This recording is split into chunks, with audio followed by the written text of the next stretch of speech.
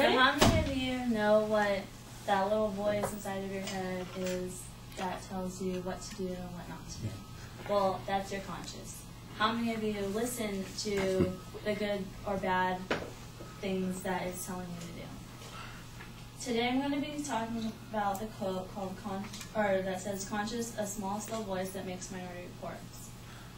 Well, one of my examples is one time I was going to go out with my friends and we were going to go to a party. Actually, we were going to go to a club. And my dad never let me go to a club before, and so I had this conscience telling me that I shouldn't go, and I really wanted to go. So instead I went and I did it, and the whole time I was there, I was worried about what my dad was going to think and when I got home and stuff. And I got home, he never found out, except for when my sister told him recently.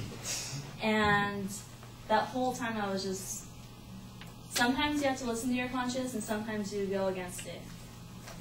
So another example would be like when you're taking a test, or when you're going to take a test, and you know you have to study and you're supposed to be studying, but the little voice inside your head is telling you, no, you should go hang out with your friends, it'll be fun, and you do it. And then later on, you have the consequence that you didn't pass your test, and yeah. So then, sometimes that little voice inside of your head, things are really small, and sometimes they're really big decisions that you want to make, but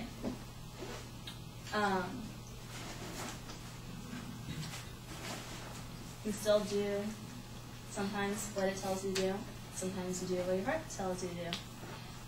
So another example would be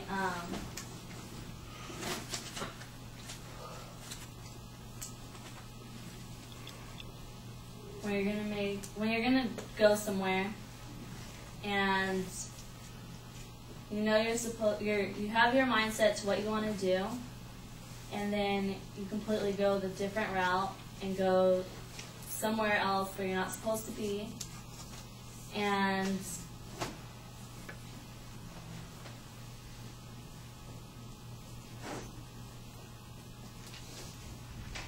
you just go there.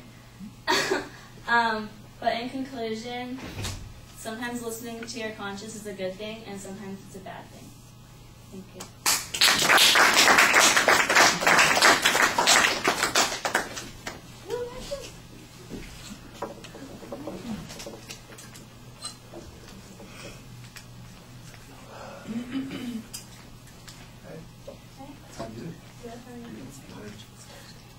Oh, it's busy.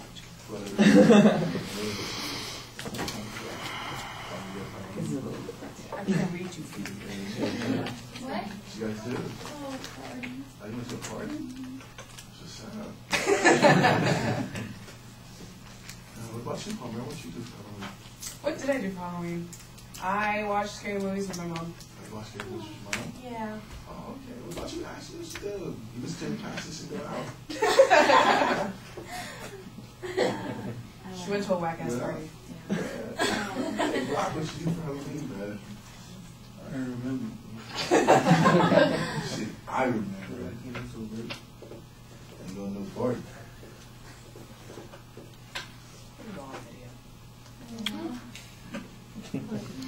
Ashley will be listening to it for years to come. You know. She'll be remembering exactly what Biggs did at his Halloween. I listened to speeches all night on Halloween. Woohoo! It was great. Scary, scary. All right, Ashley. I like the question and the little survey that you have at the beginning as a detention device. The transition to the topic was clear, but your point of view isn't really clear until right at the end of the speech. I know you're there somewhere. Where are you? Oh, there you are. Okay. Right at the end of the speech, you kind of just come on and say, well, you know, sometimes you need to do something a little bit different, a little wishy-washy in your point of view on that. But I could tell while you were speaking that that's kind of the way you were going with it. Pardon me.